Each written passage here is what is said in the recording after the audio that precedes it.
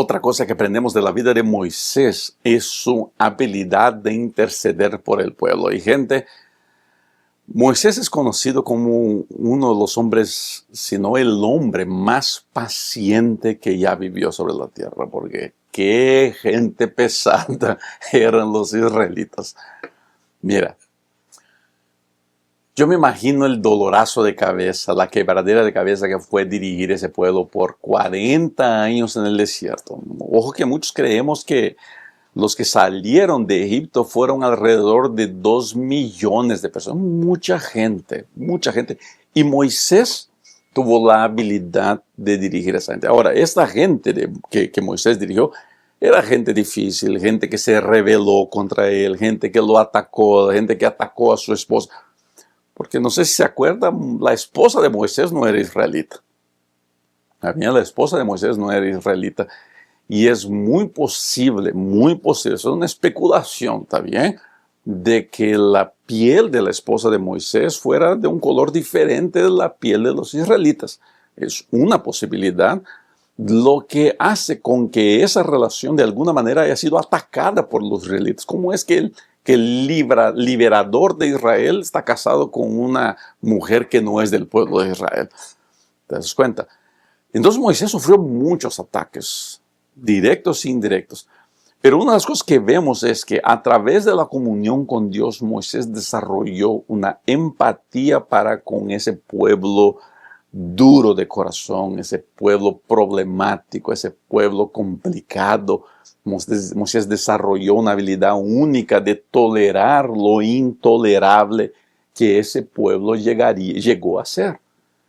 Y varias veces en esos 40 años Moisés se acercó a Dios diciendo: Señor, si vas a arriscar a ese pueblo del libro de la vida, arrisca mi nombre también.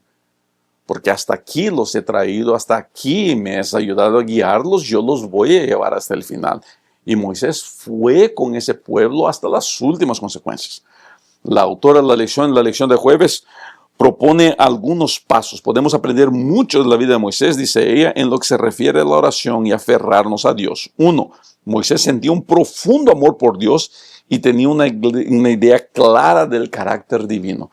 Eso era fruto de la comunión de Moisés con Dios. Él entendía, él sabía que el carácter de Dios era un carácter santo. Segundo aspecto es: Moisés fue valiente y fiel al aferrarse a Dios en los altibajos del extenuante viaje hasta la tierra prometida. Una de las cosas que vemos en la vida de Moisés es su habilidad de aferrarse a Dios a través de la comunión durante esos 40 difíciles y largos años. Por último, podemos ver cómo Moisés, a través de la oración, recordó su pacto, recordó a Dios de su pacto. Y más, no solamente lo recordó a Dios de su pacto, diciendo: tú prometiste darle tierra a este pueblo, pero más que eso, la oración y la vida de comunión de Moisés con Dios lo ayudó a aprender a escuchar y a aceptar lo que Dios tenía para él. Y para mí una de las escenas más poderosas de la Biblia, sin lugar a duda, es cuando Dios lleva a Moisés a la cumbre del monte Nebo y le dice: dale un vistazo general a toda la tierra prometida. Y en mi imaginación de escritor, de autor, es Moisés mirando a todo eso y vio un rinconcito por ahí con unos árboles, con un arroyo, y pensando: ahí voy a poner mi casita, voy a colgar una hamaca, descansar mis pies, plantar unos higos, unos olivos. Y me imagino Moisés diciéndole a Dios: Señor, ese rinconcito pudiera ser mío. Y Dios le dice: no, Moisés, no vas a entrar. Yo me imagino que Moisés murió sin entender. Pero no necesitamos entender a Dios para confiar en Él. Por eso una vida de comunión es muy importante.